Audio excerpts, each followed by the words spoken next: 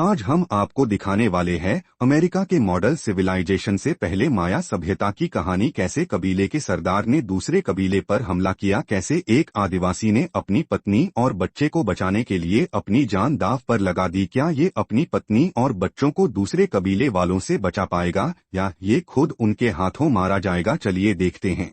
तो कहानी की शुरुआत होती है और हम जंगल के बीचों बीच एक कबीले के लोगों को आधे अधूरे कपड़ों में भागता हुआ देखते हैं। असल में ये लोग एक सुअर का शिकार कर रहे थे और इन्होंने पूरे जंगल में फंदे बिछा रखे थे। तभी सुअर का पैर एक फंदे में पड़ता है और फंदे से कनेक्ट एक लकड़ी का फंदा जिसमें बहुत सारी नुकीली लकड़ियां लगी हुई होती है। वह आकर सुअर को छलनी छलनी कर देती है और सुअर मारा जाता है। इसके बाद ये लोग इकट्ठा होते हैं और मजाक मस्ती करते हुए सुअर को काटना शुरू कर देते हैं। ये लोग आपस में खूब मस्ती भी करते हैं और सब मिलकर सुअर का मांस खाने लगते हैं कि तभी इनमें से एक आदिवासी को अपने पीछे झाड़ियों में कुछ आहट महसूस होती है। इसका नाम था जगुआर पो। जगुआर पीछे मुड़ता है और पूछता है कि तुम्हें क्या चाहिए। तब झाड़ियों के पीछे से दूसरे कबीले के आदिवासी निकलते हैं और उनके सामने चार बड़ी बड़ी मछलियां रखते हुए कहते हैं कि हमें यह इलाका पार करना है। ये लोग भी उनके सामने अपने शिकार के कुछ टुकड़े रखते हैं और इन्हें आगे जाने की इजाजत देते हैं।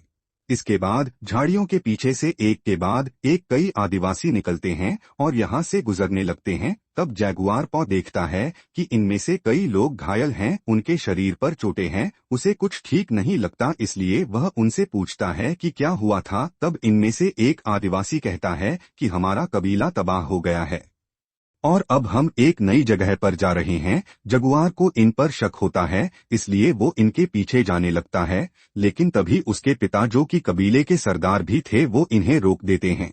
इसके बाद जगुआर पॉ और उनके साथी वापस अपने कबीले में आ जाते हैं, जहां ये सब खूब मस्ती करते हैं। कहानी आगे बढ़ती है और उसी रात जब जगुआर पो सो रहा होता है तो एक कुत्ता अचानक से भौंकने लगता है। जगुआर उठता है और उसे महसूस होता है कि बाहर कुछ तो चल रहा है। फिर सीन शिफ्ट होता है और हम क्रूर, खतरनाक और भयानक आदिवासी को देखते हैं जो हल्का सा इशारा करता है और झाड़ियों के पीछे छिपे उसके लोग मशाल लेकर बाहर आते हैं।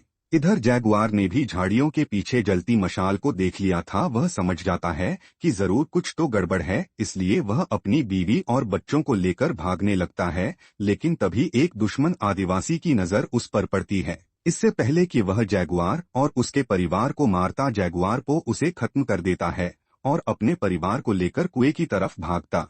इधर जगुआर के कबीले वालों पर चारों तरफ से हमला हो चुका था। दूसरी तरफ जगुआर अपनी बीवी और बच्चों को रस्सी की मदद से कुएं में भेज रहा था। इसी बीच एक आदिवासी की नजर जगुआर पर पड़ती है और वह उस पर हमला करने के लिए आता है। जगुआर जल्दी जल्दी अपने बीवी बच्चों को कुएं में डालता है, जिस वजह से वो गिर जाते हैं। घुसपैठिया जगुआर पर हमला करता है, लेकिन जगुआर लात मारकर उसे वहीं गिरा देता है और इससे पहले कि वह कुएं में गिरता है या उसकी बीवी बच्चों के बारे में किसी को बताता, वह उसे खत्म कर देता है। इसके बाद जगुआर अपनी बीवी से कहता है कि मुझे जाना होगा, मेरे कबीले वालों को मेरी जरूरत है। उसकी बीवी बहुत मना करती है, लेकिन जगुआर यह कहते हुए चला जाता है कि मैं वापस जरूर आऊंगा। इसके साथ ही जगुआर कबीले वालों की मदद के लिए चला जाता है, जहां उसके सभी कबीले वालों को बंदी बना लिया गया था, कई को तो मार भी दिया गया था। यही एक बहुत ही खतरनाक आदिवासी था जिसका नाम होता है मिडल आई। मिडिल आई जगुआर पर अपने चाकू से हमला करता है, लेकिन जगुआर चाकू पकड़कर उसको मिडिल आई की तरफ घुमा देता है। लेकिन इससे पहले कि मिडिल आई का खेल खत्म होता, वहां इनका सरदार आ जाता है और जगुआर को भी बंदी बना लेता है। जगुआर के बंदी बनते ही मिडल आई बहुत गुस्से में आता है और जगुआर को मारने के लिए चाकू उठाता ही है कि तभी कबीले का सरदार उसे रोक देता है।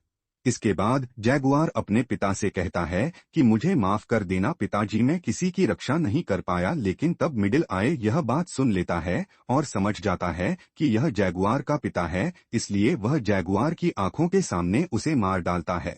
इसके साथ ही वह जगुआर पर भी एक जोरदार हमला करता है, जिस वजह से वह बेहोश हो जाता है। जगुआर को जब होश आता है तो वो देखता है कि सभी को बंदी बना लिया गया है। कुएं की तरफ देखता है, तभी इस भयानक सरदार का बेटा जगुआर को देख लेता है और कुएं की तरफ जाता है, जहां उसे वह रस्सी नजर आती है। लेकिन जब वो कुएं में झांकता है तो वहाँ कुछ भी नहीं था, क्योंकि जैगुआर की पत्नी और बच्चा एक बड़े से पत्थर के नीचे छुप गए थे। सरदार का बेटा एक बड़ा सा पत्थर भी फेंकता है। जब कोई हलचल नहीं होती तो वह कुएं में पड़ी रस्सी को काट कर वहाँ से चला जाता है, यानी जैगुआर का परिवार चाहे तो भी ऊपर नहीं आ सकता था। इसके बाद इन सभी को बंदी बनाकर एक लंबे सफर पर ले जाया जाता है। रास्ते में उन्हें उस कबीले के लोग भी मिलते हैं जिन्होंने उन्हें मछलियां दी थी। इन खूंखार आदिवासियों ने उन्हें भी बंदी बना लिया था। अब इन सबको पथरीले और उबड़ खाबड़ रास्तों से ले जाया जाता है। इसके बाद ये खूंखार आदिवासी अपने कबीले के पास पहुंच जाते हैं। कबीले की सरहद पर हमें बहुत सारी डेड बॉडीज देखने को मिलती है। यहाँ पर हमें पता चलता है कि इन लोगों की मौत किसी बीमारी की वजह से हुई है जो छूने से फैलती है। यहाँ हमें एक छोटी बच्ची देखने को मिलती है जो इन खूंखार आदिवासियों से कहती है, देखना चारों तरफ अंधेरा होगा और एक आदमी आएगा और तुम्हें और तुम्हारे लोगों को यहाँ से बाहर ले जाएगा और तुम्हारा पूरा साम्राज्य तबाह हो जाएगा। इसके बाद हमें इन खूंखार आदिवासियों का कबीला नजर आता है जहां पर सैकड़ों लोग मजदूरी कर रहे थे। इनकी हालत बहुत खराब थी, लेकिन इनसे फिर भी काम करवाया जाता है। इन लोगों को यहाँ पर नहीं छोड़ा जाता है और आगे ले जाया जाता है। यहाँ पर एक आदमी सरदार से पूछता है कि कितने आदमी है, जिसमें सरदार कहता है कि मेरा बेटा बताएगा, लेकिन इस बार पैसे अच्छे चाहिए। यानी इन लोगों को यहाँ बेचने के लिए लाया गया था। अब यहाँ बंदी बनाकर लाई गई औरतों की बोली लगाई जाती है और उन्हें बेच दिया जाता है। इसके बाद सभी आदमियों को दूसरी जगह पर लाया जाता है जहाँ ईश्वर को खुश करने के लिए इनकी बलि दी जानी थी। यहाँ जैगुआर को मारने के लिए ले जाया जाता है, लेकिन इससे पहले कि जैगुआर को मारा जाता सूर्य ग्रहण हो जाता है और आसमान में काला अंधेरा छा जाता है। जैसे उस बच्ची ने कहा था, सूर्य ग्रहण खत्म होने के बाद इन सभी को एक लंबे से ग्राउंड में ले जाया जाता है जिसके दूसरी तरफ झाड़ियां थी। इनसे कहा जाता है कि भागो और झाड़ियों के उस पार अपने जंगल में चले जाओ। यह सुनते ही दो लोग भागते हैं जिन पर यह खूंखार कबीले वाले पीछे से भाला और तीरों से हमला करके उन्हें मार डालते हैं। यानी इन्हें इसलिए भगाया जा रहा था ताकि इन्हें भगा भगा कर मारा जा सके। कई लोगों के मरने के बाद जैगुआर और उसका साथी भी भागने लगते हैं, लेकिन वह दिशा बदलकर भागते हैं, जिस वजह से ये लोग इन्हें जल्दी मार नहीं पाते। लेकिन आखिरकार जैगुआर का साथी तीर लगने से मारा जाता है और एक तीर जैगुआर के आर पार हो जाता है, जिस वजह से वह जमीन पर गिर जाता है। इसके बाद कबीले के सरदार का बेटा जैगुआर को मारने के लिए आता है, लेकिन जैगुआर उल्टा उसे ही मार देता है और वहां से भाग जाता है। सरदार जब अपने बेटे की लाश देखता है तो बुरी तरह से बौखला जाता है और अपने कबीले वालों के साथ जैगुआर की तलाश में निकल पड़ता है। इधर जैगुआर को जंगल में पेड़ नजर आता है जो टूटकर नीचे गिर गया था, लेकिन उस पर चढ़कर ऊपर पेड़ पर बैठा जा सकता था, इसलिए वह ऊपर चढ़ जाता है। सरदार और उसके आदमी यहाँ आते हैं, लेकिन वह जैगुआर को नहीं देख पाते और आगे बढ़ जाते हैं। लेकिन तभी सरदार को एक आदमी के शरीर पर खून के निशान नजर आते हैं जो उसका नहीं था, इसलिए सरदार समझ जाता है कि जैगुआर जरूर किसी पेड़ पर है। इधर जैगुआर को पेड़ पर एक बेबी जैगुआर यानी कि जानवर का बच्चा और पीछे उसकी मां दिखाई देती है। जैगुआर उसे देखकर वहां तेजी से भागने लगता है, लेकिन खतरे की बात यह थी कि जैगुआर उन्हीं कबीले वालों की तरफ ही भाग रहा था। इससे पहले कि जानवर जैगुआर पर हमला करता, एक कबीले वाला जैगुआर के पीछे आ जाता है और जानवर उस पर टूट पड़ता है। वैसे तो ये आदिवासी जैगुआर को मारने के लिए आया था, लेकिन बेचारा खुद ही मारा गया। भागते भागते जैगुआर एक बड़े से झरने के पास आ पहुंचता है जिसमें कूदना मौत को दावत देने जैसा था। वहीं उसे मारने के लिए सरदार और उसके साथी भी आ चुके थे। अब उनसे बचने के लिए जैगुआर झरने में नीचे छलांग लगा देता है और किस्मत से बच भी जाता है। किनारे पर आते हुए वह देखता है कि सरदार और उसके साथी उसे देख रहे हैं। जैगुआर जोर से चिल्लाता है, यह मेरा इलाका है, यहाँ मेरे दादाजी पिताजी और मैंने शिकार किया है और अब मेरे बच्चे भी करेंगे। अगर हिम्मत हो तो आगे बढ़ो। जैगुआर की हुंकार सुनकर एक कबीले वाला सरदार से कहता है कि हमें आगे नहीं बढ़ना चाहिए। साथ ही उस बच्ची की बात भी सरदार को याद दिलाता है, लेकिन सरदार उसे ही चाकू मार देता है। इसके बाद वो खूंखार लोग एक एक करके नदी में छलांग लगाते हैं। इनमें से एक तो मारा जाता है, लेकिन बाकी बचकर किनारे पर आ जाते हैं। तभी हम जैगुआर को देखते हैं जो लगातार जंगल में भाग रहा था, लेकिन तभी वो एक दलदल में गिर जाता है। जैसे तैसे वो इस दलदल से बाहर निकलता है और कहता है कि मैं जैगुआर पो हूँ, ये मेरा जंगल है, मुझे यहाँ से कोई नहीं भगा सकता। इसके बाद जैगुआर इन पर अलग अलग तरह से हमला करता है। सबसे पहले वो मधुमक्खियों से इन पर हमला करता है, फिर मेढक के जहर से एक आदमी को मार देता है। इसके बाद जैगुआर के सामने आता है मिडिल आई। मिडल आई रास्ते में पड़े एक हथियार को उठाने के लिए भागने लगता है। जैगुआर भी इसकी तरफ भाग रहा था। यहाँ मिडिल आई का निशाना चूक जाता है, लेकिन जैगुआर यह गलती नहीं करता और घुटनों पर घिसटते हुए हथियार उठाकर मिडिल आई को मार गिराता है।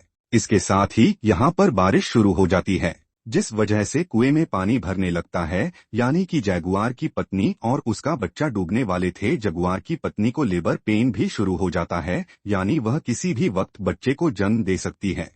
तभी जैगुआर भागता हुआ कुएं के पास आता है। उसकी पत्नी कहती है कि हमें यहाँ से बाहर निकालो। जगुआर देखता है कि कबीले के 3 लोग अभी भी जिंदा है और उसके पीछे हैं, इसलिए जगुआर कुएं से आगे जाता है। इधर दोनों खूंखार आदिवासी जैगुआर की बीवी और बच्चे को देख लेते हैं। सीन शिफ्ट होता है और हम खूंखार कबीले के सरदार को देखते हैं, जो जैगुआर को मारने के लिए आ रहा था। तभी जैगुआर रुकता है और सरदार उसे तीर मार देता है, जो उसके दिल से ठीक ऊपर लगता है। जगुआर बुरी तरह से घायल हो जाता है, लेकिन वह सरदार को ललकारता है, जिसके बाद सरदार अपने बेटे की मौत का बदला लेने के लिए चाकू लेकर जगुआर की तरफ भागता है, पर तभी उसका पैर एक रस्सी से टकराता है। असल में यह वही फंदा था जो जैगुआर के कबीले वालों ने बनाया था, और जैसे कि कहानी की शुरुआत में सुअर मरता है, वैसे ही नुकीली लकड़ियां सरदार की तरफ आती है और एकदम से उसके शरीर में घुस जाती है, जिस वजह से सरदार मारा जाता है।